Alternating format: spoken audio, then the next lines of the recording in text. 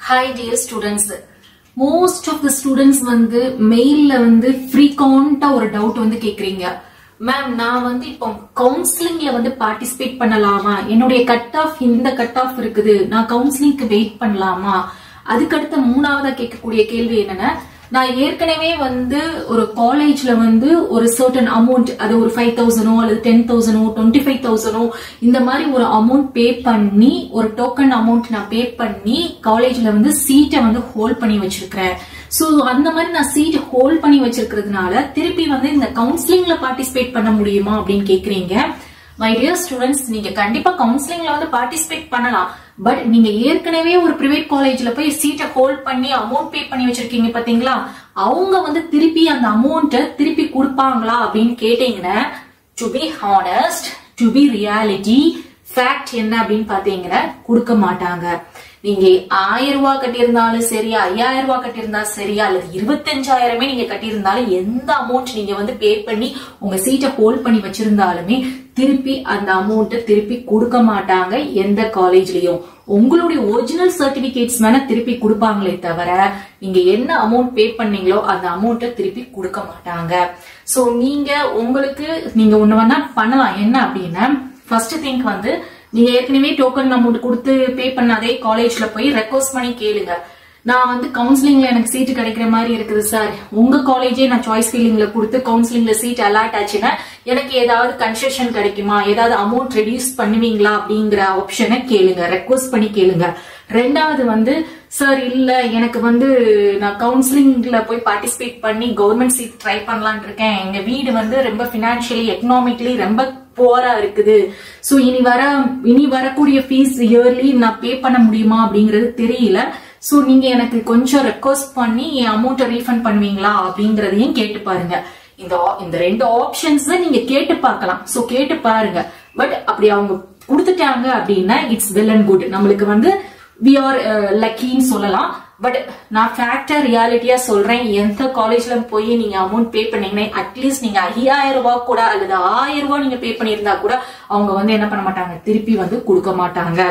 Next வந்து என்னன்னா, நான் டிஎன் காசால இந்த மாதிரி வேற எல்லா இடத்துலயுமே நான் வந்து அப்ளிகேஷன் கவுன்சிலிங் எல்லாம் பார்ட்டிசிபேட் பண்ணி எனக்கு சீட்டு கிடைச்சிருச்சு, நான் இப்போ காலேஜ் போயிட்டு இருக்கேன்.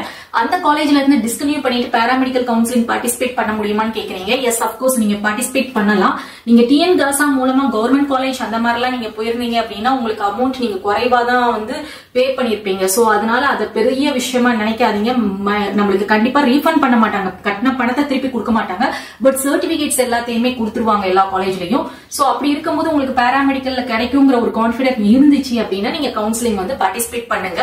அப்படி இல்லைன்னா நீங்க அந்த டிஎன் காசால எந்த காலேஜ் போய் நீங்க சேர்ந்திருக்கீங்களோ அந்த காலேஜ்ல வந்து கிளாஸ ப்ரொசீட் பண்ணிட்டே நீங்க வந்து கவுன்சிலிங் பார்ட்டிசிபேட் பண்ணுங்க. பாராமெடிக்கல் கிடைச்சிச்சுன்னா அதுக்கப்புறமா நீங்க யோசிச்சு அங்க போய் என்ன பண்ணிக்கோங்க, டிஸ்கன்டினியூ பண்ணிக்கோங்க. கண்டிப்பா டிஸ்கன்டினியூ பண்ணீங்கன்னா பெனாலிட்டி எல்லாம் பே பண்ண சொல்ல மாட்டாங்க, உங்க சர்டிபிகேட்ஸ் திருப்பி கொடுத்துருவாங்க. இது எஸ்பெஷலி நான் சொல்றது டிஎன் காசா மூலமா நீங்க கவர்மெண்ட் காலேஜுக்கு போயிருந்தீங்கன்னா.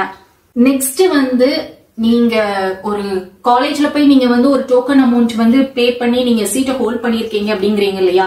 டு பி பிராங்க் நான் சொல்றேன், பெட்டர் கோ ஹெட். அதே காலேஜ்ல போய் நீங்க வந்து ப்ரொசீட் பண்ணுங்க, உங்களுடைய அட்மிஷன் ப்ராசஸ் வந்து ப்ரொசீட் பண்ணி ஜாயின் பண்ணி கிளாஸ் ஜாயின் பண்ணுங்க. கவுன்சிலிங்க்கு திருப்பி வரணும் அப்படிங்கிறது கிடையாது. என்ன காரணத்துக்காக இதை சொல்றேன் அப்படின்னா, உங்களுக்கு வந்து கவுன்சிலிங் மூலமா நீங்க பிரைவேட் காலேஜ் போறதுக்கும் டைரக்டா போறதுக்கும் எவ்வளவு ஃபீஸ் கம்மியா இருக்கும் அப்படின்னு பாத்தீங்கன்னா, உங்களுக்கு ஒரு 10,000 ரூபாய் அல்லது 20,000 தான் கம்மியாகும். அதுவும் இயர்லியா பே பண்ணக்கூடிய ஃபீஸ். அதாவது இயர்லி எல்லா கோர்சஸுக்குமே பாத்தீங்கன்னா டைரக்டோ அல்லது நீங்க கவுன்சிலிங் மூலமா போனீங்கன்னா குறைஞ்சபட்சம் 1.5 லட்சம் ரூபாய் ஒரு வருஷத்துக்காகும் கோர்ஸ் ஃபீஸ் மட்டும். இதை தவிர உங்களுக்கு டியூஷன் ஃபீஸ் வரும். டியூஷன் ஃபீஸ் வந்து டிபெண்ட்ஸ் அப்பான் த காலேஜை பொறுத்து இட் ஸ்டார்ட்ஸ் ஃப்ரம் 60,000 இருந்து கூட ஸ்டார்ட் ஆகுது ஹாஸ்டல் ஃபீஸ். ஓகேங்களா. சோ இப்படி இருக்கும்போது நீங்க பெட்டர், நீங்க வந்து அங்க சீட்டை வந்து அமௌண்ட் கொடுத்து பே பண்ணி நீங்க ஹோல்ட் பண்ணிருக்கீங்க அப்படின்னா பெட்டர் நீங்க அங்கேயே நீங்க ப்ரொசீட் பண்றதுதான் நல்லதே தவிர, திருப்பி கவுன்சிலிங் வந்தீங்கன்னா அமௌண்ட் கொடுக்கலன்னா அது உங்களுக்கு தான் லாஸ் அந்த அமௌண்ட். அது மட்டும் இல்லாம நீங்க வந்து ஒரு பிலோ 150க்கு கீழே இருக்கீங்க, உங்களுக்கு வந்து கவர்மெண்ட் சீட்ஸ் கண்டிப்பா கிடைக்காது. செல்ஃப் பைனான்சிங் சீட்ஸ் கிடைக்கும்.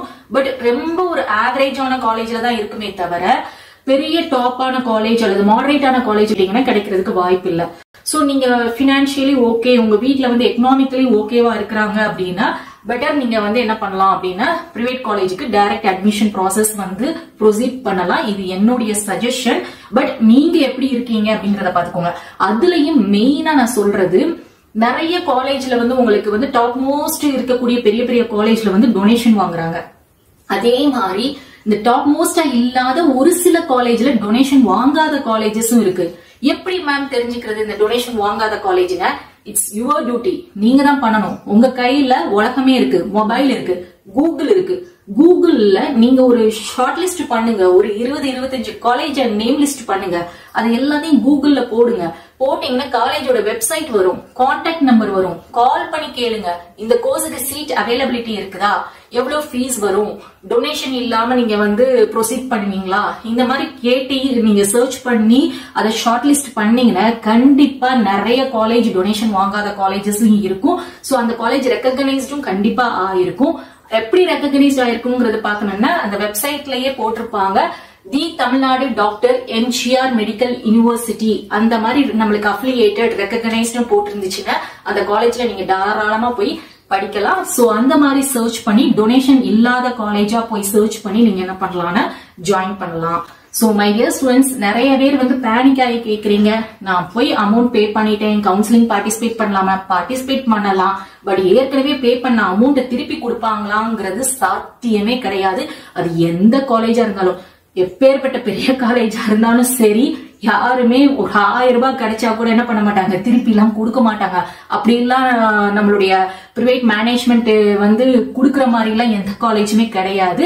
சோ அதனால குடுக்கறது வந்து ரொம்ப கஷ்டம். பெட்டர் நீங்க அப்படி ஜாயின் பண்ணிட்டீங்கன்னா உங்களுடைய அட்மிஷனை வந்து ப்ராசஸ் பண்ணுங்க. அண்ட் அதே மாதிரி ஷார்ட் லிஸ்ட் பண்ணுங்க. ஷார்ட் லிஸ்ட் பண்ணிட்டு டொனேஷன் இல்லாத காலேஜ்ல நீங்களே டைரக்டா அட்மிஷன் ப்ராசஸ் வந்து நீங்க பண்ணுங்க. இன்னொன்னு வந்து இதுல ரொம்ப ஒரு குறிப்பா சொல்றேன், நிறைய பேர் வந்து இந்த காலேஜ் இப்படி இருக்குமா, அந்த காலேஜ் அப்படி இருக்குமா அப்படின்னு கேக்குறீங்க. மை டியர் ஸ்டூடெண்ட்ஸ், 12th வரைக்கும் தான் நம்மளுக்கு வந்து சொல்லி கொடுக்கறதுக்கு ஃபீட் பண்ணுவாங்க. நம்மளுடைய டீச்சர்ஸ் வந்து 12th வரைக்கும் நம்மள சின்ன பிள்ளைங்களா பார்த்து ஃபீட் பண்ணுவாங்க, படிப்பை வந்து சொல்லி கொடுப்பாங்க, இப்படி படிங்க அப்படி பண்ணுங்க அப்படின்னு ட்ரெயின் பண்ணுவாங்க. பட் நம்ம இப்போ 12th முடிச்சுட்டு சின்ன குழந்தைங்க கிடையாது. So we are almost matured. அப்படிங்கும் போது நம்ம காலேஜுக்கு போறோம்.